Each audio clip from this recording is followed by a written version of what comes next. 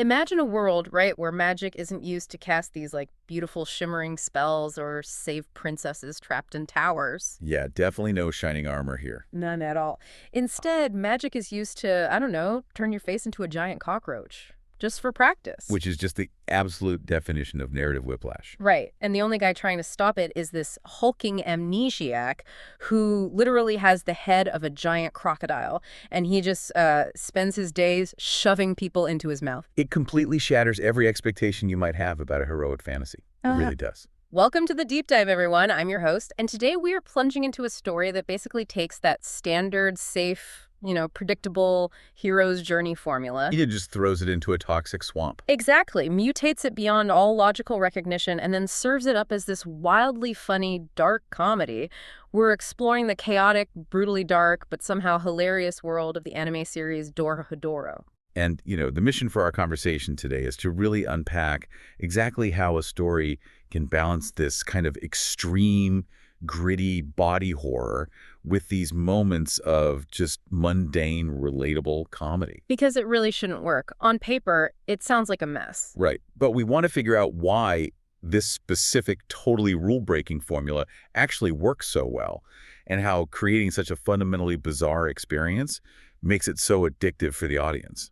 Because, yeah, a reptilian man biting people's heads off shouldn't be funny. I mean, it's objectively horrifying. Objectively, yes. But to even begin to understand why our main character is so completely unhinged, you first have to understand the incredibly bleak, broken reality he lives in. We have to talk about his hometown. Oh, absolutely. The setting here is, well, it's a character in itself. It dictates the psychology of literally everyone who lives there. So the world is divided into two distinct realms, right? Yeah. And the place where our protagonist lives is this sprawling, depressing, heavily polluted slum that is literally just called the Hole. Yeah, and honestly, calling it the Hole feels a bit too generous. It really does. Like, if you picture the most dilapidated, forgotten industrial wasteland completely choked with smog, where finding dead bodies in the street is just a standard Tuesday commute, that is where we are. Right, survival is a daily, grueling struggle. But the core threat to the people living in the Hole isn't, like, poverty.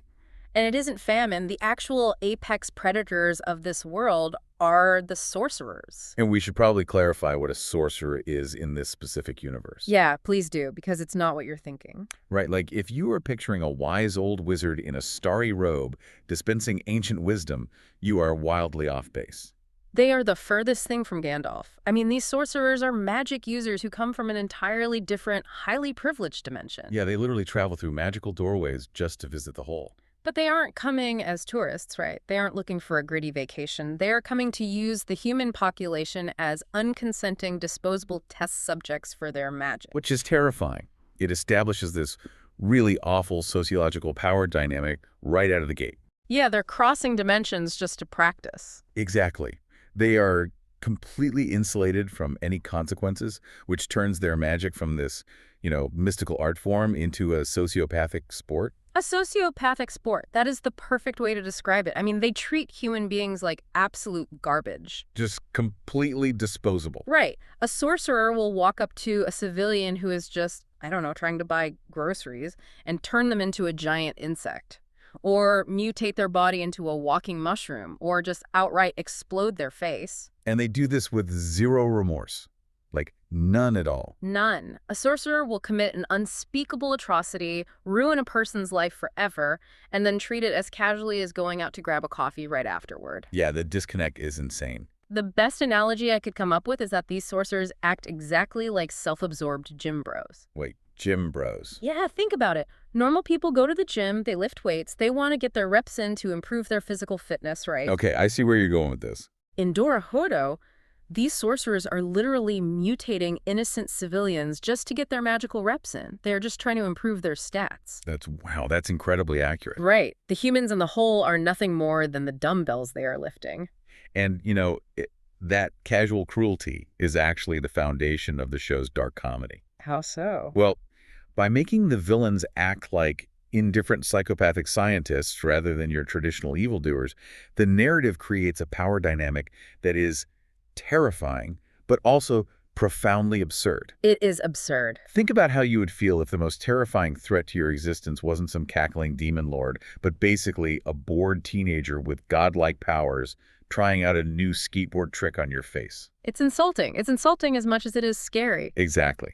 When horrific violence is treated as a mundane chore by the perpetrator, the audience is forced into this uncomfortable, laughing at a funeral kind of headspace. Right, you're laughing, but you feel a little bad about it. Yeah, it sets a baseline where traditional morality is totally irrelevant and survival is entirely based on navigating the sheer chaotic randomness of these magical attacks. And navigating that sheer randomness brings us to the one guy who is actually fighting back against these Jim Bro magic users. The one and only. Because, look, if the world is completely insane, this protagonist is somehow even weirder.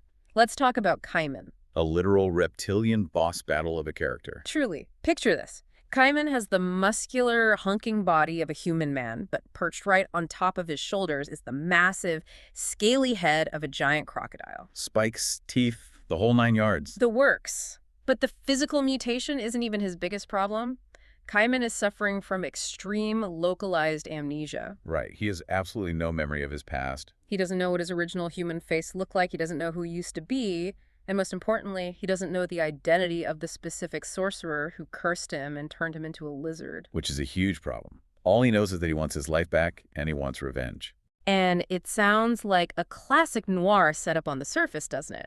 A hard-boiled detective with a foggy past, roaming the rainy streets, looking for the person who wronged him. It does, but the execution is entirely unconventional.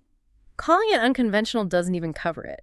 Kaiman's method for hunting down his attacker is absolutely absurd. Well, it really is. When he catches a sorcerer in the hole, he doesn't just pin them against a wall and ask them questions. No, he physically grabs them, opens his massive crocodile jaws, and shoves their entire head inside his mouth. And we are not speaking metaphorically here. Not at all. Yeah. He literally clamps his jaws around their skull. And why does he do this? Because living deep inside Kaiman's throat is an entirely different, mysterious man. Just hanging out in there. Just chilling in his esophagus. This guy sitting inside his gullet acts as a magical lie detector. The guy in the throat looks at the terrified sorcerer trapped in Kaiman's mouth and then tells Kaiman whether or not this is the one who cast the curse. And then Kaiman pulls them out and asks, "What did the guy inside my head say?" It's so weird. It is a profoundly bizarre visual, and it completely derails whatever serious noir tone might have been building up. I have to stop you there, though, because as a storyteller, how do you not lose the audience completely with this? That's a valid question. Right. Like, structurally, how does a story introduce a concept as inherently insane as a guy living inside a crocodile man's throat acting as a magical lie detector without the entire plot dissolving into a complete nonsensical joke? It's a tightrope walk. How do you maintain any kind of narrative tension when the central investigative mechanic is that ridiculous? Well, that ridiculousness is actually a weaponized mystery hook. Weaponized. Okay, I'm listening. Think about it. In a standard mystery, a detective finds a clue, a fingerprint, a matchbook left at a bar, and the audience follows the logical thread. You engage your critical thinking. Sure, you're trying to solve it with them. Exactly. But this story presents a mechanic so incredibly strange, so utterly defying of logic, that it bypasses your critical brain entirely and hooks directly into your primal curiosity. So by making it weird, you short-circuit the audience's ability to nitpick the logic. Precisely. You are presented with a central question. Who is the man in the throat and who was Kaiman? That is so inexplicably strange you can't help but want the answer. You just have to know. Yeah, it forces you to stay deeply engaged. Yeah. If Kaiman were just a normal guy interrogating people in a dark room, it would be a standard revenge plot you've seen 100 times. We'd be bored by episode 3. Right. By making the mechanism of his interrogation an absolute fever dream, the writer balances the absurdity of the world with genuine, burning narrative intrigue. You tolerate the madness because you are desperate to solve the puzzle. It's like a locked room mystery, but the locked room is a reptile's esophagus. Yeah, that's exactly it. I love that so much. But even with that mystery hooking you in, a story this chaotic, with this much blood and body horror and psychological strangeness, it needs something to keep it from just flying off the rails entirely. Because, let's be real, you can't just have throat guys and exploded faces for 12 episodes straight. The audience needs a breather. Every chaotic protagonist needs an anchor. A touchstone of normalcy to keep the story grounded. And in this world, that touchstone is a character named Nikaido. Best girl Nikaido. Absolutely. She is Kaiman's partner, and she is a character of massive, wonderful extremes. On one hand, she is the sweet, welcoming owner of a local diner in the hole called Hungry Bug. Such a great name for a restaurant. It is. And the only thing Hungry Bug seems to serve is gyoza, dumplings. Nikaido makes Kaiman's absolute favorite food in the world. And his love for this food borders on a religious obsession. Oh, it really does. Kaiman is so obsessed with Nikaido's gyoza that he will literally be in the middle of a brutal, bloody murder investigation, surrounded by chaos and magical smoke, and he will just stop, look at Nikaido, and ask if they can go grab some gyoza. It's his priority. Yeah. Always. Always.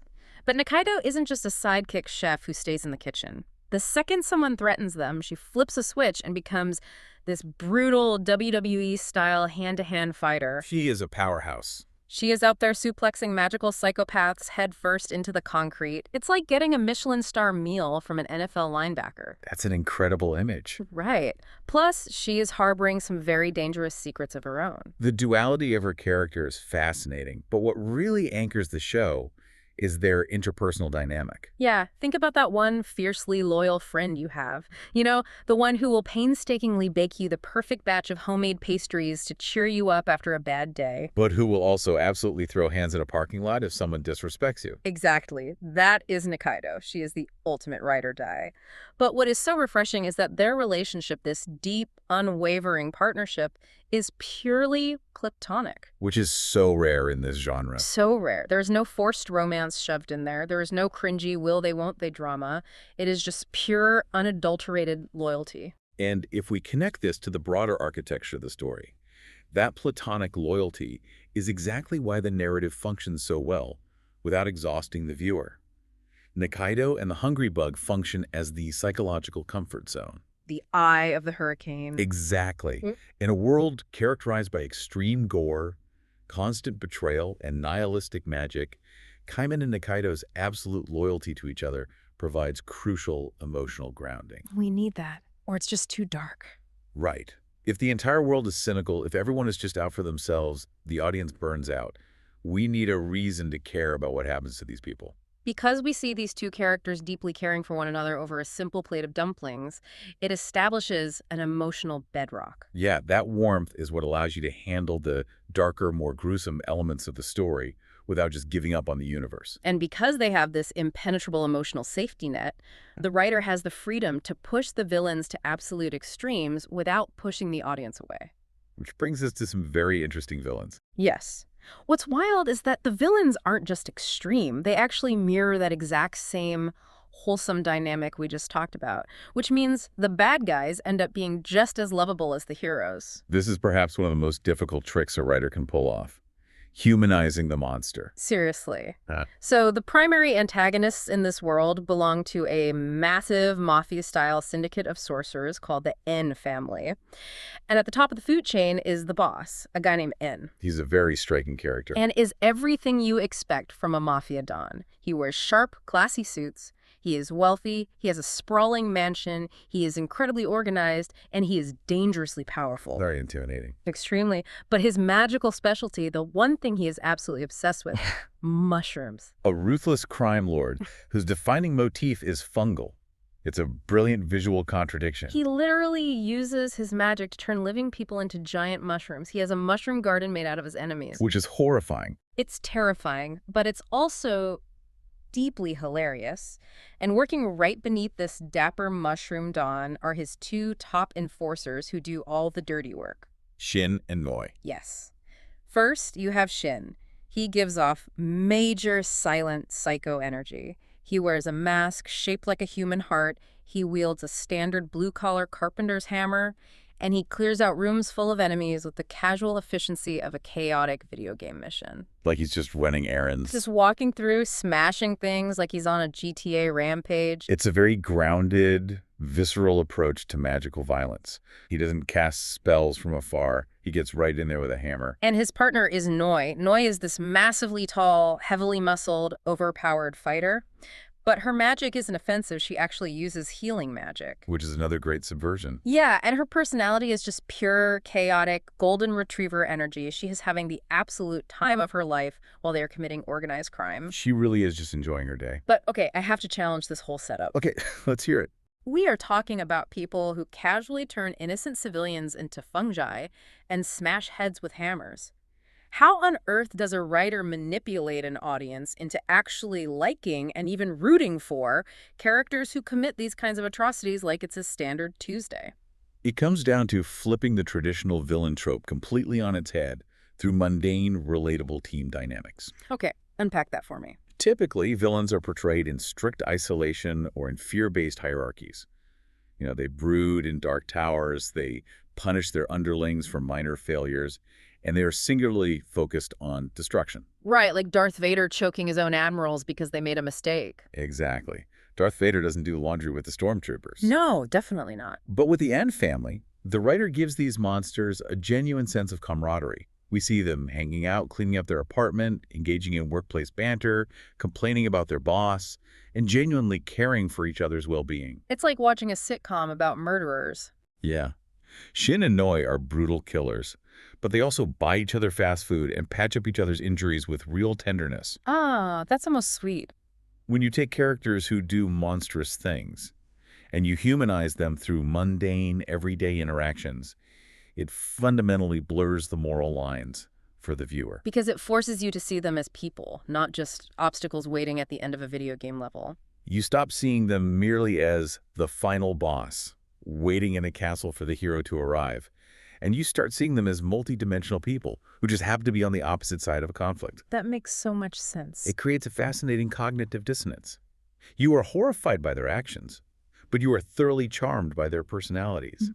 You find yourself hoping they don't get killed, even though you know they are the bad guys. That is such a delicate tightrope to walk, and that constant tug of war between horrific violence and wholesome domestic bliss is actually the secret engine driving the entire story. It really is. Having explored these incredibly bizarre characters on both sides of the conflict, the crocodile amnesiac and his dumpling-making best friend squaring off against the mushroom mafia and a hammer-wielding psycho, we have to look at how all these insane elements actually come together structurally. Because it is the synthesis of tone that elevates this from just a weird experiment into a masterpiece. The pacing and the tone are just completely unleashed. The anime refuses to follow any safe rules. Not at all. It will give you a scene of brutal, bloody, high-stakes gore where you're on the edge of your seat. And then in the very next frame, the characters are just hanging out, eating dinner, and engaging in completely random, hilarious banter about what they want to do for the weekend. The whiplash is real. It's like riding a roller coaster that drops you down a 100-foot terrifying cliff, but then suddenly stops dead in the middle of a loop-de-loop so everyone on the ride can have a pleasant, relaxing picnic before immediately dropping you into another free fall. You would naturally assume that kind of structural pacing would break the viewer's immersion. If the tone shifts too fast, the audience usually gets emotional whiplash and checks out. But it doesn't happen here. The comedy never feels forced, the action is never boring, and that bizarre mystery of the guy in the throat never drags. It's miraculously balanced. And it's not just the writing making this work, it's the entire aesthetic presentation. Oh, the art is incredible. The art style is deliberately described as dirty. It is gritty, it is heavily textured, and it is rough. From the crumbling buildings of the hole, to the creepy stitched masks the sorcerers wear, to the magic smoke and the blood on the walls. It has a very distinct fingerprint. It actively rebels against that clean, shiny, polished look of most traditional modern anime. Which perfectly mirrors the broken, polluted nature of the world they live in. The visual language reinforces the narrative reality. Yeah, it wouldn't make sense otherwise. You can't tell a story about people surviving in a toxic wasteland using crisp, bright, pristine animation. The grit of the artwork validates the grit of the story. Completely. It makes the world feel lived in and dangerous. And we have to mention the music. Oh man, add in an incredibly stylish soundtrack. Like, the opening and ending themes are completely unskippable because they just ooze this bizarre, chaotic energy. And you have a very specific, carefully curated vibe. It all serves the core tone perfectly. And for anyone listening who wants to experience this madness for themselves, It is a tight 12-episode season available right now on Netflix. Highly recommend it. It is the perfect, easily digestible binge watch that doesn't overstay its welcome, but leaves you absolutely begging for a second season. If we step back and look at why this formula works so universally for its fans, it serves as a masterclass in what we call tonal whiplash, done correctly. Done correctly being the key phrase there. Right. By constantly and aggressively shifting between extreme tension and casual mundanity, the show keeps the audience fundamentally off balance. You can never predict what the next scene will bring. Literally never. It might be a laugh, a gasp, or a massive revelation about the mystery. That unpredictability is exactly why it is so memorable. When you can't anticipate the rhythm of a story, you become completely helplessly captivated by it. Let's run through our final takeaways. If you are a viewer who is feeling burnt out on safe, predictable media, if you are tired of the chosen one hero always knowing exactly what to do, and the villains always acting perfectly predictably evil, this is a must-watch. It's the perfect palate cleanser. It really is. It is a brilliant, unhinged masterclass in blending dirty aesthetics, wildly unpredictable mysteries, brutal action, and genuine laugh-out-loud mundane comedy into a perfectly paced 12-episode package. It takes every established rule of storytelling, shoves it into a crocodile's mouth, and comes out with something entirely original. Before we go, I want to leave you with a final lingering thought, inspired directly by Kaiman's bizarre predicament. Oh, I'm ready. We tie so much of our humanity, our ego, and our sense of self to our history and our physical face. But imagine if you woke up tomorrow morning with absolutely zero memories of who you were, where you came from, or who you loved. Terrifying. And when you walked into the bathroom and looked in the mirror, you saw the giant, scaly head of a crocodile looking back at you. What is the very first thing you would do to figure out who you actually are? Oof. Now that is a question that will keep you up at night. I think I'd just go look for some dumplings and hope for the best. Thank you so much for joining us on this incredibly wild ride through the hole today. Stay curious, embrace the weird, and we will catch you on the next deep dive.